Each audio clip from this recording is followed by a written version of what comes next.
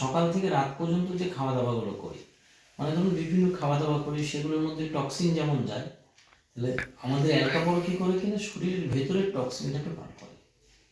কিন্তু এই যে শাক সবজি ফলমূল আমরা কিনে আনি, যেটা আমাদের বাচ্চাকে খাওয়াই, তাহলে আপনারা সকলেই জানেন যে শাক সবজি ফলমূলগুলো একেবারে কি সব রাসায়নিকভাবে তৈরি, বিভিন্ন রকম কেমিক্যালস কীটনাশক দিয়ে তৈরি। আর এগুলো কিন্তু নর্মাল জল দিয়ে ধুলে যায় না। ফলে আমাদের শরীরে প্রতিনিয়ত যে বিষগুলো ঢুকে মানুষের জীবনকে কি করে কিনা রোগগ্রস্ত করে তোলে। সেই জন্য কি হওয়ার দরকার, আমরা তো পারবো না যে ফুলকপি বাঁধাকপি মানে সমস্ত কিছু, মাছ থেকে শুরু করে সমস্ত কিছু চাষাবাদ করে আমাদের পক্ষে সম্ভব নয়। কিন্তু বাঁচতে গেলে কি করতে হবে, খেতে হবে। আর এই বাঁচার জন্যই কিন্তু মানুষ যত কাজকর্ম করে। তাই এটা হলো জল।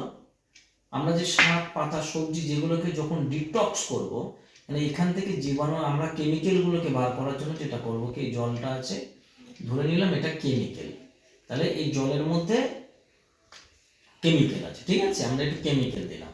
তাহলে সাদা জলটা ধরুন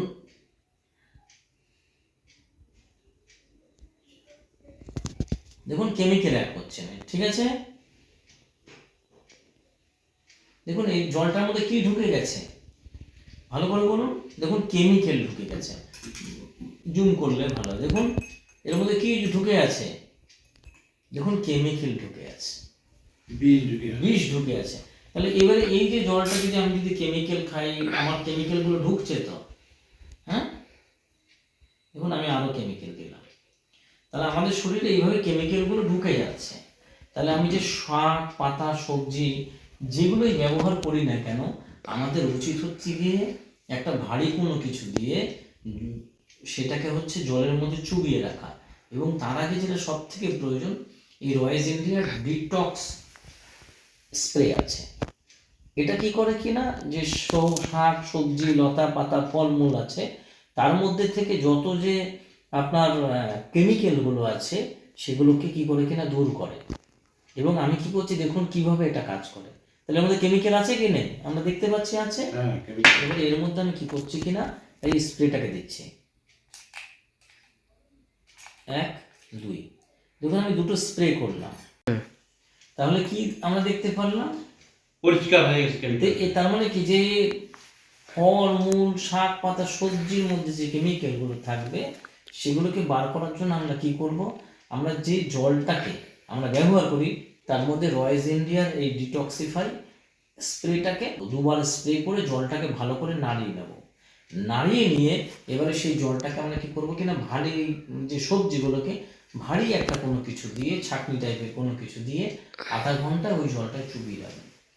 তার ফলে কি হবে না, এই ডিটক্সিফাই ওই যে শাক পাতা সবজি বা ফলমূলের মধ্যে যে লুকিয়ে থাকা যে কেমিক্যালগুলো আছে সেগুলোকে খিঁচে বার করে দেবে এবং আমার যে সবজিগুলোকে মানে সতেজ করে দেবে, এবং যেগুলো খেলে আমাদের কেমিক্যালের জন্য যে ক্ষতিগুলো হতো সেগুলো হবে না। তার ফলে আমরা সবাই সুস্থ থাকবো এবং ভালো থাকবো। তাই যখনই নিজের বাড়িতে কোনো শাক সবজি আমরা খাবো বা ফলমূল নিজের বাচ্চাকে খাওয়াবো, তখন মনে রাখতে হবে শুধু জল দিয়ে না ধুয়ে তার মধ্যে যদি একটু রয়েস ইন্ডিয়া আমরা ডিটক্সিফাই স্প্রেটা করে দিই, তাহলে তার মধ্যে থেকে কেমিক্যালগুলো বেরিয়ে যাবে। আর কেমিক্যালগুলো যদি না থাকে তাহলে কি হবে কিনা, আমরা সবাই সুস্থ থাকবো, ভালো থাকবো, আর ফল খাইয়ে যে উপকারটা হয় সেই উপকারটা পাবো। ফল খাওয়াতে গিয়ে কিন্তু সবজি আমরা যে ব্যবহার করব, সেই ফল বা সবজি গ্রহণ করে আমাদের কোনো শারীরিক ক্ষতি হবে না। কি বোঝা গেল? তাহলে এইভাবে আমাদের প্রত্যেকেরই উচিত কি, নিজের শরীরকে সুস্থ রাখার জন্য যেমন আমরা জলকে পবিত্র করার জন্য অ্যালকাপড় ব্যবহার করছি, তার সাথে সাথে আমরা নিজের শাক পাতা সবজি ফলমূল থেকে বিষকে নাশ করার জন্য বা দূর করার জন্য আমরা কি করবো কিনা, রয়েস ইন্ডিয়া ডিটক্স এক্সপ্রে ব্যবহার